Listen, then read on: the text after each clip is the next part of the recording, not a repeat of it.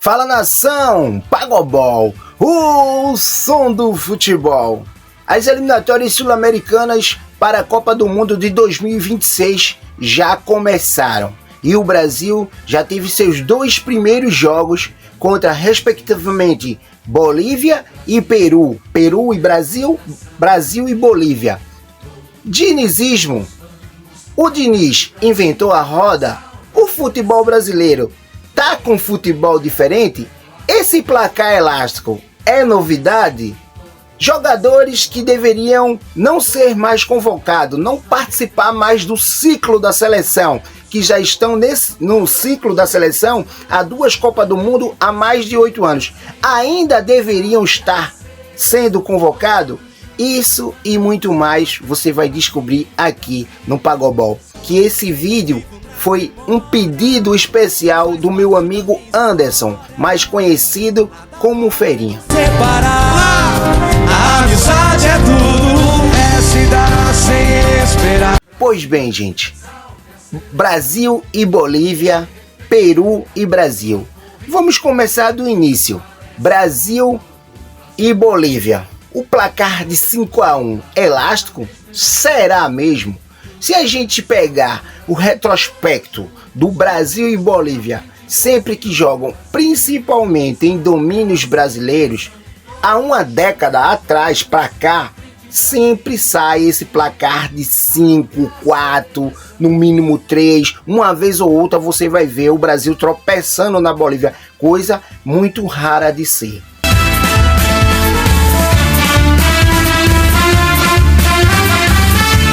Mas todo mundo tá falando que esse 5-1 diz respeito ao Fernando Diniz. Será mesmo? Não sei. A história mostra que não. Que sempre que o Brasil enfrentou a Bolívia, houve um placar elástico. O Brasil sempre teve facilidade para ganhar da Bolívia. Dificilmente lá na Bolívia, em La Paz, às vezes tem um jogo mais difícil. O Brasil já perdeu lá. Mas quando os jogos são aqui, normalmente o Brasil não encontra muita dificuldade para isso. Só que tá um zum danado da crônica esportiva brasileira, que o Fernando Diniz, enfim, conseguiu imprimir o seu estilo ousado de ser, que já passou por alguns clubes, só que ele não tem muitos títulos, ele tem um Carioca e 2 Copa Paulista. E mesmo assim ele foi premiado a ser treinador, mesmo que seja interino da seleção brasileira.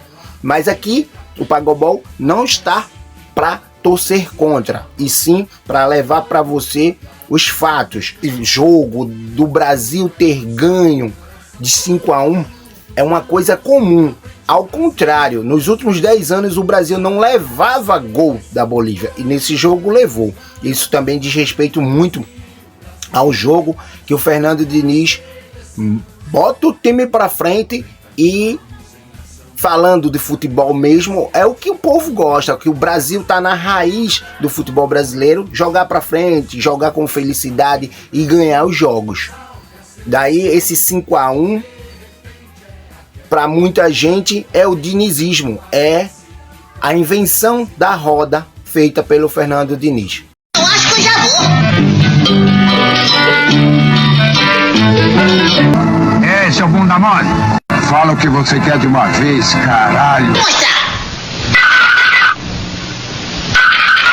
O miserável é um gênio. É, tonta. Lá vem o Marcos. Fácil. E lá vai mais um freguês satisfeito.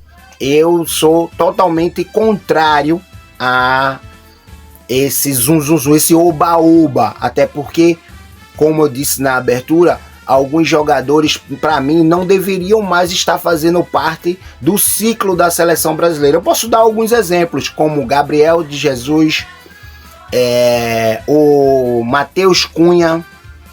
Para mim, Casimiro não faz mais parte de um ciclo de seleção, não faria para a Copa de 2026. Para mim, eu não levaria mais, eu começaria uma renovação.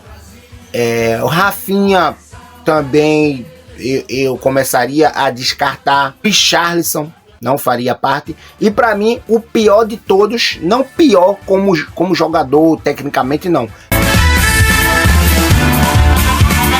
Existe, para você que é mais jovem, que não ouviu esse termo ainda, mas é um termo bem conhecido no futebol. Existe jogador de seleção e existe jogador de clube. Então o goleiro, Alisson, ele é jogador de clube, ele não é jogador de seleção. Goleiro é uma posição no futebol que goleiro tem que salvar seu time nos momentos mais difíceis. E, ao meu entender, o Alisson, ele não é um goleiro, ele jogou ele teve a oportunidade de 2 Copas do Mundo, 2018 e 2022.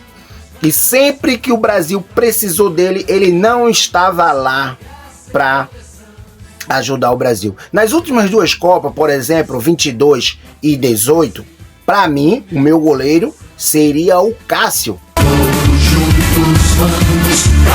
do Corinthians. E isso quem está falando é um torcedor que torce pro Palmeiras. Eu torço pro Palmeiras. Mas para mim, o meu goleiro da seleção de 2018 e 22 seria o Cássio. Tudo é um só coração, todos juntos, vamos pra frente, Brasil. Mas assim, né, a gente não entende muita política. Antes era Tite, agora Fernando Diniz, mas quase não se muda a lista de convocações de jogador. Eu entendo que essa seleção não é brasileira, e sim a seleção que a CBF quer que vá, não a seleção que o torcedor gostaria que estivesse representando, né? Então assim, muito jogador, se você pegar a lista de convocações agora do Diniz, é quase idêntica à que o Tite fazia antes. Tem coisas históricas na seleção brasileira que não dá para entender, como na época do Dunga. O Dunga não levou o Ronaldinho Gaúcho para 2010 porque Ronaldinho Gaúcho humilhou o próprio Dunga em uma partida contra o Internacional num Grenal. Então, você não levar um jogador por birra infantil, que você foi humilhado por aquele jogador dentro de um jogo que não tem nada a ver com a seleção, é absurdo, é ridículo, Cantei cobrado curto, Ronaldinho para Rodrigo, devolução para Ronaldinho, olha o drible dele, drible de craque, cruzou, afasta a zaga, Ronaldinho dele calcanhar de novo, 39, 1-0 Grêmio, gol do Ronaldinho, olha o Ronaldinho, chapéu em cima do jogador Dunga.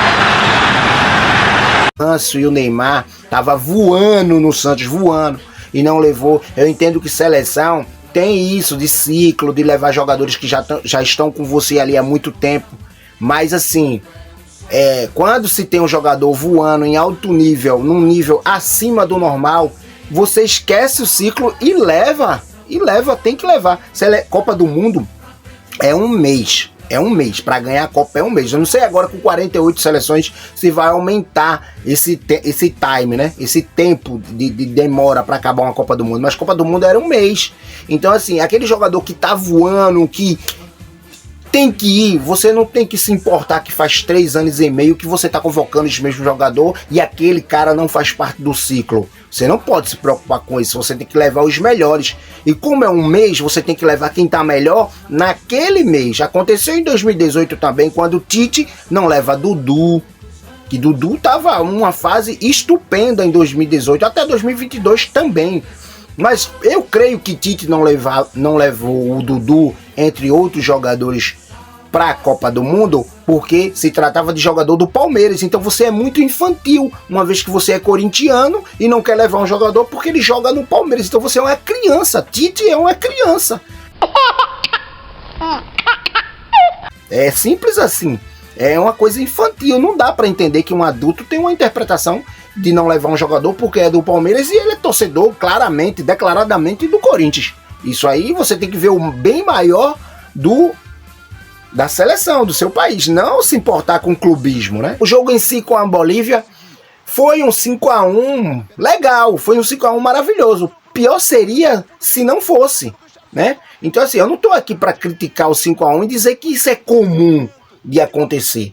Por mais que seja comum de acontecer, talvez um dia não seja mais, mas ainda é comum do Brasil golear a Bolívia. Então o Brasil fez o dever de casa, ganhou porque tinha que ganhar. Não é uma crítica falar que ganhou de 5-1. Foi legal ter ganho de 5-1, foi maravilhoso. Como eu disse, pior seria se assim não fosse. Então ganhou como tinha de ganhar, com autoridade, jogando bem, jogando o dinizismo, né? Da crônica esportiva que tanto fala. Então ganhou bem, fez o papel, fez o que devia fazer, fez o dever de casa, né? Então assim, como eu tô tocando na mesma tecla aqui, fez o que sempre a seleção fez. Então assim, esse negócio do dinizismo, que inventou a roda, que não sei o que, é complicado você acreditar isso. Então estão enganando você, se estão levando a você que esse 5-1 tem a ver com o Fernando Diniz, estão enganando você. Qualquer treinador brasileiro que estivesse ali ganharia da Bolívia com a mesma facilidade. Não é por causa do Fernando Diniz, e sim por causa da fragilidade do adversário e do poder de fogo que o Brasil tem. Mesmo que você só convocar jogadores que atuem aqui no Brasil, você vai ter 2, 3 seleções brasileiras. Você sempre teve. O Brasil tem muitos jogadores. Sempre você vai conseguir formar Brasil A, B, C, D, e vai formar a seleção que vai conseguir ganhar para a Bolívia. Não tem condições. Como eu disse, o jogo lá às vezes é mais difícil, mas aqui não. Então assim, só para resumir essa primeira parte da Bolívia, ganhar para a Bolívia é como buzina de avião, é como dançar com a irmã, é como empurrar bebo da ladeira, é uma coisa sem graça e fácil de conseguir. Agora vamos destrinchar um pouco o jogo contra o Peru. O jogo contra o Peru lá é difícil. É difícil. Eu sei que o Brasil em outras oportunidades já teve um êxito maior, ganhou com mais facilidade. Mas o jogo contra o Peru, lá no Peru, normalmente o jogo é em Lima, então é um jogo difícil mesmo, porque o Peru, pelo que eu vi na formação, tem jogadores ainda veteranos, e ainda das últimas eliminatórias para a Copa do Mundo 22 e 18, como Guerreiro, como Yotun, o Galese, o Trauco, o Carrilho, a Divíncula. Então assim, é uma equipe entrosada, porém envelhecida. Alguns outros, o Flores, alguns outros jogadores o Tapia. Então assim, alguns outros jogadores vêm chegando para fazer essa transição de idade meio que aos poucos, porque o Peru não revela jogador como Brasil, Argentina, Alemanha, França, né? A França terceirizada, né? Que a França não é França, a França é seleção da África, né? E a FIFA não vê que isso aí tá errado. Mas o Pagobol vai fazer um vídeo sobre isso. Isso é assunto para outro vídeo. A França terceirizada. Bom título. Então assim, o Peru não tem essa facilidade de tá renovando seus jogadores. Então tá aí o Guerreiro com mais de 40 anos, beirando 42 anos aí, ainda sendo capitão, ainda sendo um líder técnico, um dos líderes técnicos de qualidade técnica da equipe do Peru. E o jogo foi 1-0. O Brasil teve 2 gols anulados ali. Assim, o jogo foi 1-0. O placar foi bom. O Fernando Diniz conseguiu controlar o jogo. Ele tem. Não vamos tirar o mérito dele. Ele tem sim essa qualidade de fazer com que a sua equipe fique com a bola. Que os jogadores, eu percebi durante o jogo que os jogadores eles jogam mais próximo um do outro. Antes realmente isso não tinha. Isso aí ele conseguiu imprimir mesmo na seleção. Os jogadores estão sempre muito próximos para que possa sair triangulações, tabela e assim, sempre quem está com a bola no pé pode ter certeza que quem corre para marcar cansa mais de quem está com a bola no pé. Isso aí não tenha dúvida, eu tenho certeza do que eu estou falando, né? Apesar de não ser profissional, mas eu sempre fui amante de futebol e sempre bati minhas peladinhas. Então assim, se você está sempre com a bola, o adversário está correndo atrás de você. E se você está sempre com a bola, você está mais próximo do gol. E se você está sempre com a bola, fica mais difícil para o adversário fazer o gol. Porque para fazer o gol tem que ter a bola. Deu para entender? Basicamente isso. 1-0 foi bom, o Brasil jogou bem.